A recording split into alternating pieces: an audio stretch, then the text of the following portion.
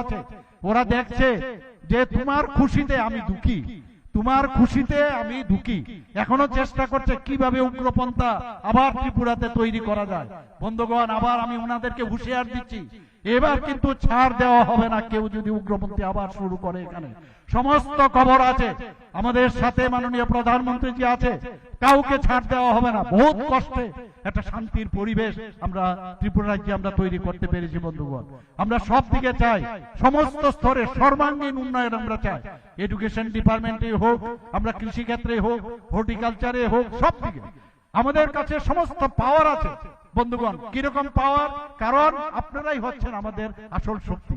এত বড় একটা ফ্লাড হয়ে গেল, আজকে আমাদের প্রায় 12টা যে নদী আছে, এর মধ্যে জুরি নদী বাদ দিলে সবকটা নদী একদম সাংঘাতিক উচ্চতার মধ্যে জল মানে সেখানে বয়ে গেছে।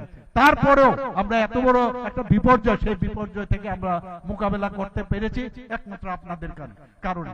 আমাদের সরকারি যারা যারা কাজ করেছে, চিফ সেক্রেটারি থেকে শুরু করে সমস্ত লোক কাজ করেছে, আমাদের এনডিআরএফ, এসডিআরএফ এবং আপদা মিত্র এবং ভলেন্টিয়ার এবং বিশেষ করে বিভিন্ন শ্রেণীর ক্লাব, স্বেচ্ছাসেবক সংগঠন, বিভিন্ন যারা রিটায়ার্ড হয়েছে তারা পর্যন্ত আমাদের সাথে আছে। সর্বস্তরে বাচ্চা বাচ্চা ছেলে মেয়েরাও যেভাবে সাহায্যের হাত বাড়িয়ে দিয়েছে, সেটা কিন্তু একটা দৃষ্টান্ত হয়ে থাকবে ত্রিপুরার ইতিহাসে। এবং সেটা একমাত্র সম্ভব হয়েছে আমরা চ্যালেঞ্জ নিতে জানি। যে কোনো দুর্যোগপূর্ণ অবস্থা দাঁড়াক, যে ধরনের অবস্থা দাঁড়াক, আমরা সেটা মোকাবেলা করতে যাই। বন্ধুগণ, আপনারা জানেন মণিপুরে যখন এক সাংঘাতিক মানে একটি অবস্থায় খুবই মানে কন্ডিশন খারাপ ছিল, এখানকার প্রায় যে আমাদের ত্রিপুরার ছেলে মেয়েদের মানে ওখানে সাংঘাতিক অসুবিধা হচ্ছিল, খাওয়া দাওয়া বন্ধ হয়ে গেছিল, তাদের গার্জিয়ানরা আমাদের কাছে এসে বলছে তাড়াতাড়ি আমাদের ছেলে মেয়েদের বাঁচান। আমাদের ডাবল ইঞ্জিন সরকারের একটা উদাহরণ আপনাদের দিতে চাই। বন্ধুগণ, আমি রাত্রিবেলা যখন এভিয়েশন মিনিস্টারের সাথে আমি কথা বলি, আমাদের কেন্দ্রীয় এভিয়েশন মিনিস্টার, উনি সাথে সাথে রাত্রে 12টার সময় উনি ফ্লাইট দিয়েছেন এবং পরের দিন এই দুবারে ফ্লাইট দিয়ে প্রায় 250-র উপরে ছাত্রছাত্রীদেরকে আমরা মণিপুর থেকে অক্ষত অবস্থায় ত্রিপুরাতে আমরা নিয়ে এসেছি। বন্ধুগণ, এবং তাদের জন্য 1 পয়সাও তাদের দিতে হয়নি, ত্রিপুরা সরকার আমরা সেটা বহন করেছি। আমরা জানি কোনো সমস্যা হলে কিভাবে সমাধান করতে হয়, সেটা আমরা জানি।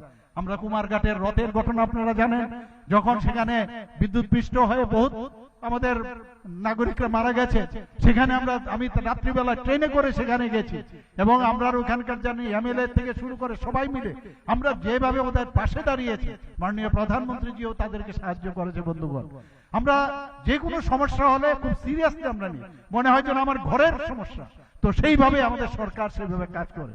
আজকে পর্যটন দপ্তরের মাধ্যমে এই ধরনের যে উদ্যোগ নিয়েছে, আমি এর জন্য পর্যটন দপ্তরকে আমি ধন্যবাদ দেব এবং বিশেষ করে মাননীয় মন্ত্রী শ্রী সুশান্ত চৌধুরী মহোদয়কে আমি ধন্যবাদ দেব যে উনি যেভাবে চিন্তা ভাবনা করছেন, আমরা তার সাথে একসাথে হয়ে এই কাজগুলো আমরা করছি এবং আগামী দিন আরো ভালো ভালো কাজ হবে, সেইগুলো নিশ্চয়ই আমরা করব। এবং আমাদের কাছে কিন্তু এখন সময় কম, প্রতিটা এভরি সেকেন্ড কাউন্ট, আমরা প্রতিটা মুহূর্তে আমরা কাজ করতে চাই। মনে হয় যেন সময় চলে যাচ্ছে, কিন্তু কাজ অনেক বেশি, আমরা সেই দিশে আমরা কাজ করি। আগে ভাবতো কিভাবে ঘোলা জল করা যায়, ঘোলা জলে মাছ ধরার যে কায়দা ওরা জানতো। এখানে কংগ্রেস এবং সিপিএম এর ঘটনা বলে তার লাভই নাই, এখানে ওদের মানে দোস্তি, এখানে কুস্তি, আর দিল্লিতে দেখা যেত ওদের দোস্তি, এই ধরনের ছিল। মানুষ এখন ওদেরকে চিনে গেছে এবং ওদেরকে বুঝে গেছে। অনেক লোক মানুষ এই কমিউনিস্টদের যে একটা মানে সাবস্টিটিউট, সেটা কংগ্রেসকে ভেবেছিল, কিন্তু আজকে রেজাল্ট দেখুন সর্বভারতীয় স্তরে কি হয়েছে, শূন্য পেয়েছে এবার দিল্লির রেজাল্ট কি শূন্য। আর কমিউনিস্টরা কি পেয়েছে, নোটার সাথে এখনো কম্পিট করছে, এখনো নোটার সাথে। বন্ধুগণ, তো এতে করে প্রমাণ করছে একের পর এক রাজ্য যেভাবে ভারতীয় জনতা পার্টি আসছে, আর বাকি 1-2টো বাকি আছে, আগামী দিন আপনারা দেখবেন সেগুলো আমরা দিচ্ছি এবং মাননীয় প্রধানমন্ত্রীজি আমাদের সাথে আছে, নিশ্চয়ই সেটা হবে।